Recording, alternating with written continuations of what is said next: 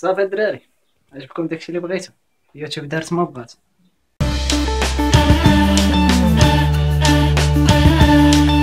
ما بغيتوش بغيو نربحو معاكم حتى من الاعلانات.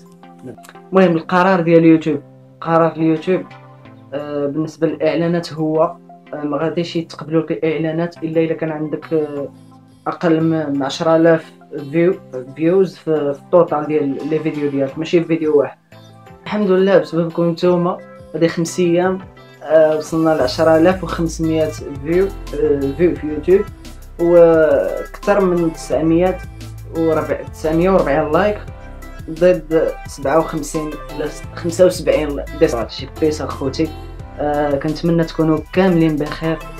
المهم هذا الفيديو هذا باش نقول لكم قرار اليوتيوب شنو دارت، ومازال القادم ان شاء الله الا بقى المحتوى العربي ولا المحتوى المغربي بصفه عامه هكا غتوقعوا شي حاجه اكثر واكثر.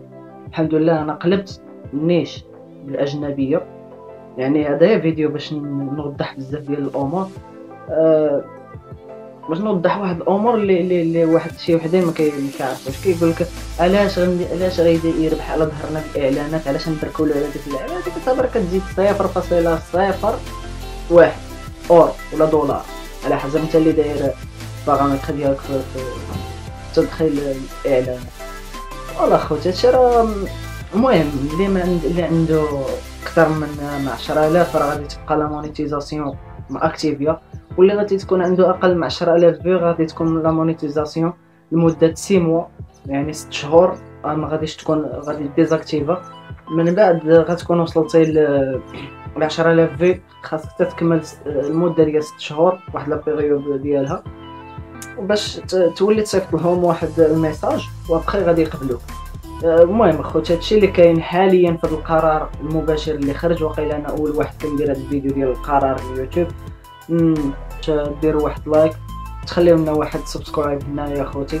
عمر مازال لحد 4 الفيديوهات دابا عندي شي 18 الفيديو، 4 الفيديوهات قلت لكم فيهم خوتي تابوناو وديروا لايك.